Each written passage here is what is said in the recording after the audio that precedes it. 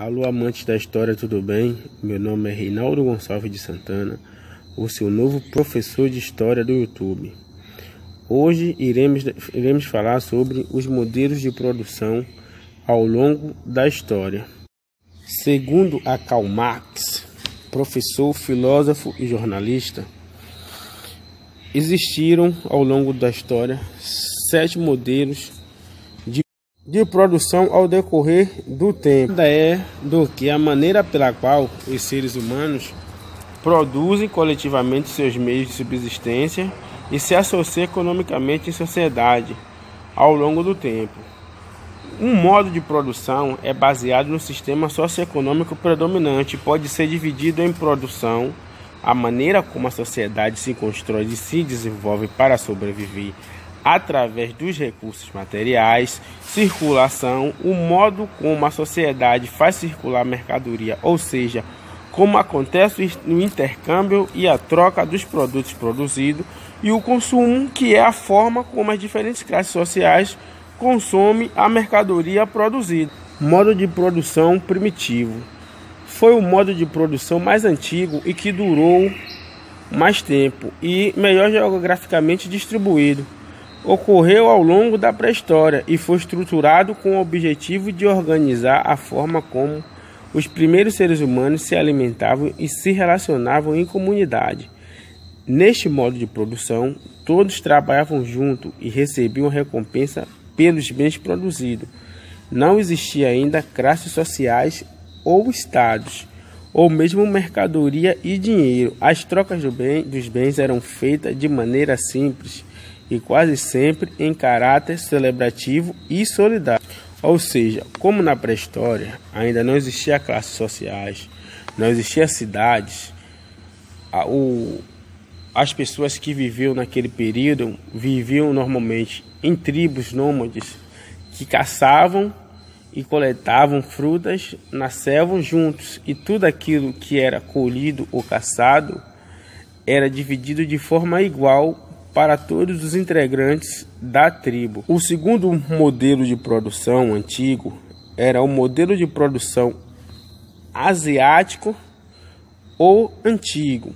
Este modo de produção ocorreu principalmente na Ásia, África, Américas.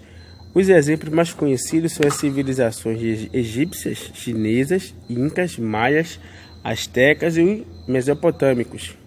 Nesse modo de produção, os bens eram fabricados pela população e uma parte deles eram confiscados pelo Estado por meio de tributos.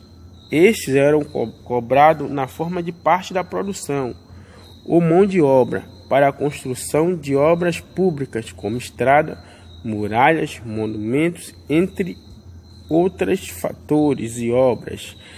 Nesse modo que começou a surgir diferentes classes sociais e supremacia de um pequeno grupo que detinha o poder político e econômico. Nesta época também surge o dinheiro e a escrita. Ou seja, galerinha, no modelo de produção asiático, tudo que era produzido eram, a maior parte, locado para o Estado. Ou seja, exemplo de civilizações onde esse modelo predominou bastante foi na civilização egípcia e na civilização mesopotâmica. Por isso que o nome varia entre modelo de produção asiático ou antigo. Por que o modelo de produção asiático? Porque surgiu na Mesopotâmica, e a Mesopotâmia foi a primeira grande civilização a surgir na história. Mas só que a Mesopotâmica ficava na Ásia, por isso o modelo de produção asiático. Como também o Egito utilizava do mesmo modelo de produção e ficava na África, a gente varia entre modos de produção, modelo de produção antigo ou asiático. E era um modelo de produção onde tudo produzido girava em torno de um líder. No Egito, o grande líder era o faraó, e na Mesopotâmia os grandes líderes eram reis em determinados tempos variados, sim, mas sempre em torno de um rei, no caso da Mesopotâmia. Com o passar de um certo período de tempo, começou a surgir o modo de produção escravista antigo. O modo de produção escravista antigo foi um modo de produção que ocorreu principalmente na Europa, tanto na Grécia Antiga como na Roma Antiga. Nesse período, começou a surgir diferentes classes sociais, sendo divididas em escravos, que eram as pessoas que trabalhavam e produziam a maior parte de tudo, o que se consumia, e os senhores de escravo, a minoria que ordenava e organizava a mão de obra diária, além de usufruir de forma desigual de tudo aquilo que era produzido pelos escravos. Também nesse modelo de produção existiam trabalhadores livres, os chamados plebeus, que produziam para o autoconsumo e a troca do excedente. Deixando bem claro aqui, pessoal, que nesse modelo de produção, os escravos não eram denominados por cor, mas sim normalmente eram os escravos ou de guerra ou escravos feitos por dívida, ou seja, a pessoa fazia uma grande dívida com alguém e não conseguia pagar essa dívida. Essa pessoa se tornaria escravo dessa pessoa que ele devia até poder trabalhar para quitar a sua dívida. Com a queda da civilização romana e o modelo de produção escravista, começou a surgir um modelo de produção feudal. Ocorreu principalmente na Europa depois da decadência do escravismo e era uma forma de vida sustentada pela população camponesa. O comércio era realizado em feiras com excedentes de produção. Os camponeses não eram os donos da terra, que viviam e cultivavam, e eram impedidos de comprá-las dos seus senhores. Os proprietários da terra, senhores feudais e aristocratas, exigiam parte da produção dos dias de trabalho em troca de proteção da vida dos camponeses. O feudalismo se extinguiu quando os comerciantes se enriqueceram e acumularam poder econômico e passaram a querer o controle do poder político. Na época do feudalismo, a população lá deixou de ser uma população urbana para ser uma população rural. E o modo de produção desse período é todo baseado na forma de agricultura no campo, aonde os camponeses trabalhavam em troca de proteção e pagavam os seus impostos em forma daquilo que eles produziam no campo para o senhor feudal. E com o passar do tempo, as pessoas que viviam por dentro dos muros do castelo feudal começou a ganhar riquezas, e como normalmente os senhores feudais viviam bastante guerras com outros feudos, eles acabaram ficando pobres, e as pessoas que viviam em torno dos muros e produziam agricultura começaram a ficar ricos, e com o passar do tempo começaram a ser denominados como burgueses. E esses burgueses começaram a querer ter o monopólio do cultivo e do dinheiro gerado pelos camponeses e requerer o poder político, um modo de produção capitalista. O capitalismo surgiu com o fim do feudalismo.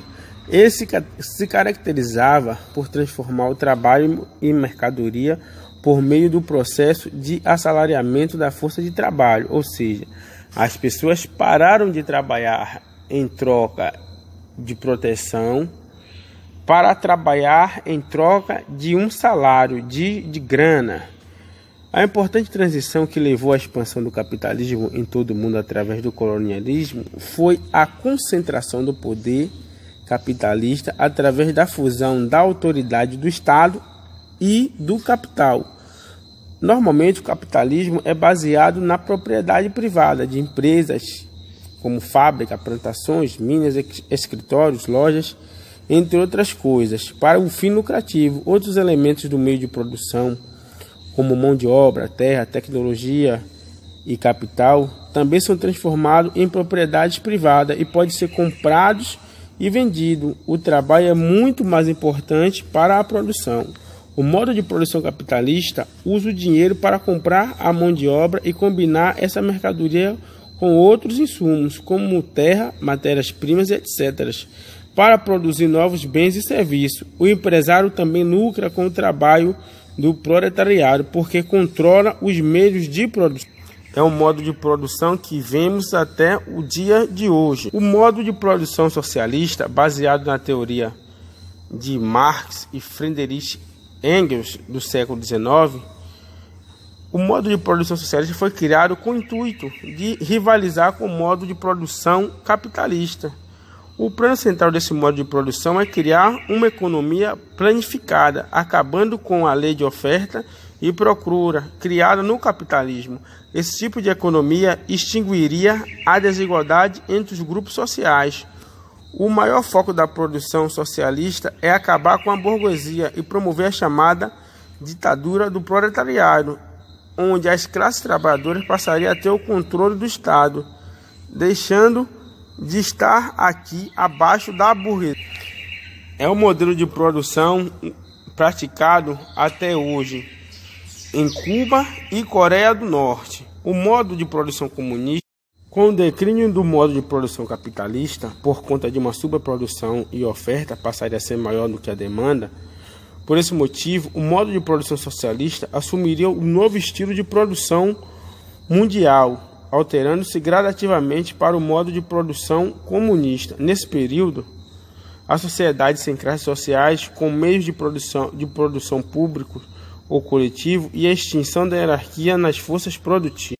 Valeu, pessoal, valeu pela atenção de vocês. Essa foi a nossa aula no dia de hoje, modos de produção ao longo da história. Espero que vocês tenham gostado do tema e senta o dedo no like e se inscreva no meu canal. Um beijão e um abraço do seu professor.